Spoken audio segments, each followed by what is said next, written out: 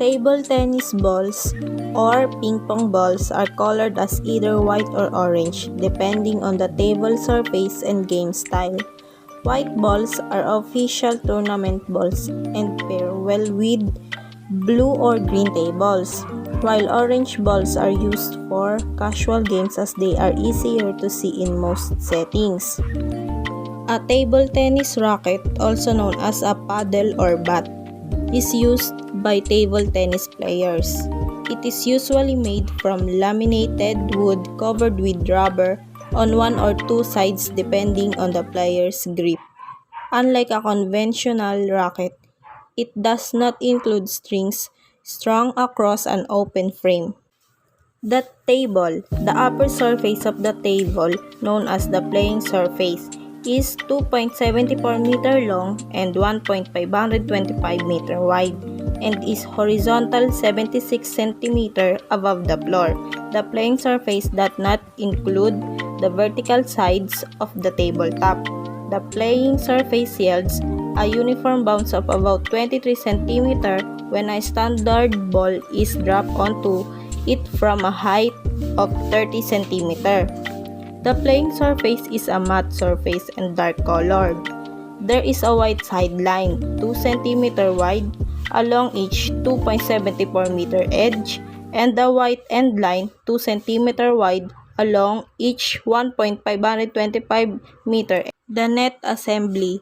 The net assembly includes the net, its suspension, and the supporting posts, including the clamps attaching them to the table. The net is suspended by a cord attached at each end to an upright post 15.25 cm high. The outside limits of the post are 15.25 cm outside the sideline. The top of the net is 12.25 cm above the playing surface. The bottom of the net, along its whole length, is as close as possible to the playing surface. The ends of the net are attached to the supporting post from the top to the bottom.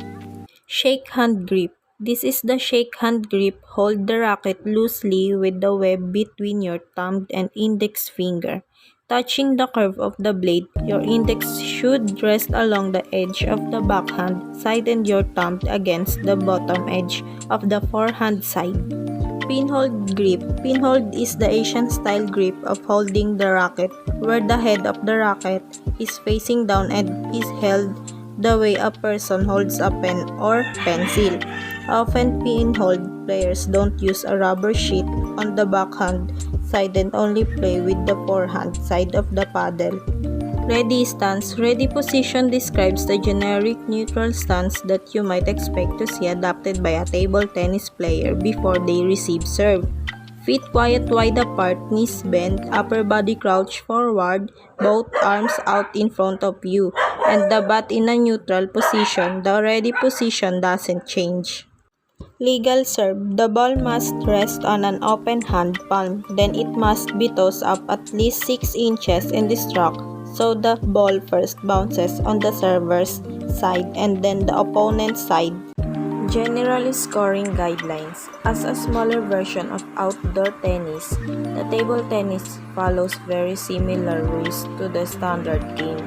This means that the scoring system used in table tennis is fairly easy to follow because, just like in regular tennis, only 1 point can be scored by a single player at a time. A point is scored when the opposite player cannot return the ball back to the other side over the table's netting.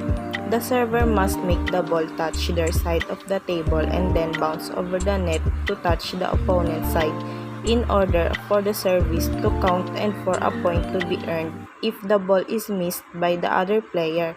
In addition, the ball must land on top of the table and not on the side of the table.